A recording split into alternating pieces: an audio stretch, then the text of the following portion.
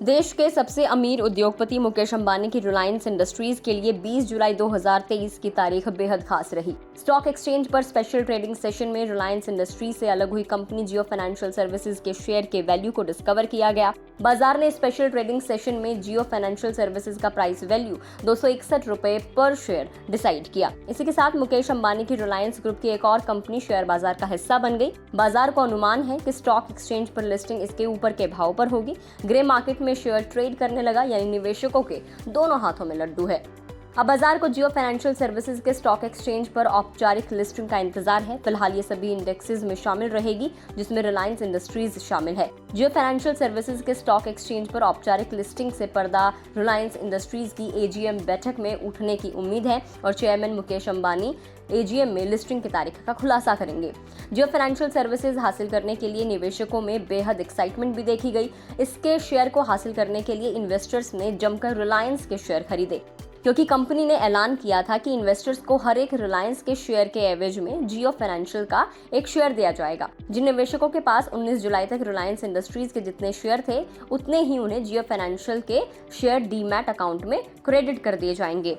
Reliance industries ने 2022-23 की दूसरी तिमाही के नतीजों के अक्टूबर महीने में ऐलान के दौरान जियो फाइनेंशियल सर्विसेज के डीमर्जर का फैसला लिया था, जबकि बाजार टेलीकॉम कंपनी रिलायंस जियो इन्फोकॉम और रिटेल कंपनी रिलायंस रिटेल के आईपीओ या डीमर्जर के इंतजार में था। अब सवाल ये है कि क्या अब रिलायंस रिटेल की बारी है? तो 7 जुलाई 2023 को रिलायंस रिटेल लिमिटेड ने कंपनी के इक्विटी शेयर कैपिटल को घटाने के फैसले का ऐलान किया था। कंपनी के प्रमोटर्स और holding company Reliance retail ventures को छोड़कर जिन शेयर धारकों के पास रिलायंस रिटेल के शेयर हैं, उसे कैंसिल किया जाएगा। 4 जुलाई 2023 को कंपनी के बोर्ड की बैठक में प्रस्ताव को मंजूरी भी दे दी गई है। इस फैसले के बाद बाजार में अब कयास लगाया जा रहा है कि जियो फाइनेंशियल के डीमर्जर के बाद रिलायंस इंडस्ट्रीज इसी तर्ज पर क्या रिलायंस रिटेल का भी डीमर्जर कर देगी। रिलायंस इंडस्ट्रीज की एजीएम मीटिंग होने वाली है और इस बात के कयास लगाए जा रहे हैं कि रिलायंस रिटेल के डीमर्जर का ऐलान भी जल्द किया जा सकता है। रिलायंस इंडस्ट्रीज के एजीएम बैठक से पहले हमेशा बड़े ऐलानों की उम्मीद की जाती है और इस साल भी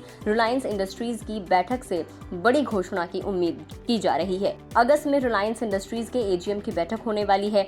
2019 में एजीएम बैठक में कंपनी के चेयरमैन मुकेश अंबानी ने अगले 5 सालों में रिलायंस जियो और रिलायंस रिटेल की स्टॉक एक्सचेंज पर लिस्टिंग कराने की बात कही थी, लेकिन लिस्टिंग पहले जियो फाइनेंशियल सर्विसेज की हो रही है, यानी बाजार को मुकेश अंबानी ने सरप्राइज दिया है।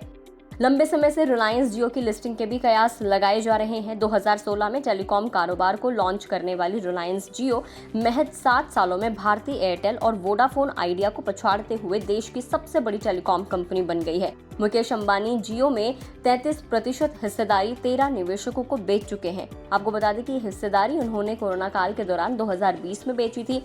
रिलायंस जियो की 10% हिस्सेदारी फेसबुक को और 8% गूगल को बेची गई है। इसके अलावा इंटेल कैपिटल, क्वालकॉम वेंचर्स और silver lake, Vista equity partners, general Atlantic और केकेआर जैसे टॉप इक्विटी फंड ने रिलायंस जियो में हिस्सेदारी को खरीदा है। अब एजीएम मीटिंग में मुकेश अंबानी और क्या कुछ सरप्राइज दे सकते हैं, क्या रिलायंस रिटेल को के भी डीमर्जर का ऐलान हो सकता है, वो मीटिंग में ही पता चलेगा। खैर, आपको जियो फाइनेंशियल के डीमर्जर को लेकर क्या लगता है, हमें कमेंट करके जरूर बताएं। अगर आप इस वीडियो को फेसबुक पर देख रहे हैं तो फेसबुक पेज को लाइक करें। यूट्यूब पर अगर आप हमें देख रहे हैं तो गुड रिटर्न्स के यूट्यूब चैनल को सब्सक्राइब करना ना भूलें।